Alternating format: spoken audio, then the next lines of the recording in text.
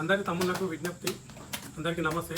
అదేవిధంగా అయితే నేను ఈ యొక్క షెడ్డుని 2009లో నా ఇంట్లో పుట్టినటువంటి, అంటే నేను మా నాన్న అరకగట్టేటటువంటి ఆవుకు ఒక ఆడదూడ పుట్టినప్పుడు, ఆ యొక్క దూడ పుట్టినప్పుడు, ఆ దూడకు ఇంకొక దూడ పుట్టినప్పుడు 2 ఆవులతోటి ప్రారంభించినప్పుడు నేను 2009లో ఈ యొక్క షెడ్ వేయడం జరిగింది. ఇప్పటి కూడా ఇదే షెడ్డుని నేను ఇలాగే కొనసాగిస్తున్నాను. అయితే నేను ఒక్క ఆవుతోటి 2 ఆవులతోటి ప్రారంభించినటువంటి డైరీ ఫామ్ ఈరోజు కష్టకాలంలో కూడా ఈరోజు నేను ఒక 50 ఆవులు, ఒక 50 బర్లతోటి ఈరోజు డైరీ ఫామ్ నడిపించడం జరుగుతుంది. 10 మందికి ఉపాధి కల్పించడం జరుగుతుంది.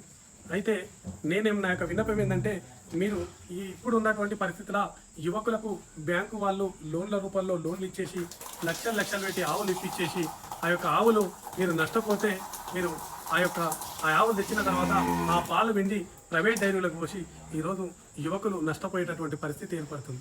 ఎందుకంటే అది ఆ ఆవుకు సరైన పోదన ఎట్లా చేసుకోవాలో తెలియక వాళ్ళు లక్షల రూపాయలు తెచ్చినటువంటి ఆవుని ఈరోజు మనకు 20,000 30,000కు అమ్ముకుంటున్నారు. మరి అదేవిధంగా ఇప్పుడు పిండుకున్నట్టు వచ్చినటువంటి పాలు రేటు తక్కువతోటి ఆ యొక్క పైసలు ఆ యొక్క లోన్ల కూడా సరిగా ఖర్చులకు కూడా వెళ్ళక ఆ లోన్లు కట్టలేని పరిస్థితి ఈరోజు యువకులు ఎదుర్కొంటారు.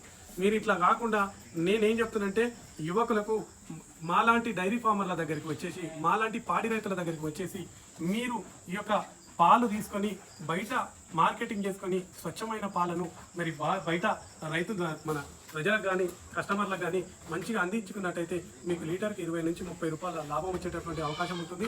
అదేవిధంగా స్వచ్ఛమైన పాల పదార్థాలు తయారు చేసి మీరు అమ్మినట్టయితే మీకు ఏమవుతుందంటే, మన యొక్క ప్రజలకు మేలు చేసినటువంటి అవుతారు, పాడి రైతులకు మేలు చేసినటువంటి వారు అవుతారు. మరి అదేవిధంగా ఆర్థికంగా మీరు కూడా ఈ యొక్క పాల మార్కెటింగ్ తోటి పాల పదార్థాలు మార్కెటింగ్ చేసుకున్నట్టయితే యువకులు కూడా సక్సెస్ని ఎదుర్కొని ఈరోజు ప్రైవేటు డైరీలకు ధీటుగా మీరు ఎదిగేటటువంటి అవకాశం ఉంటుంది.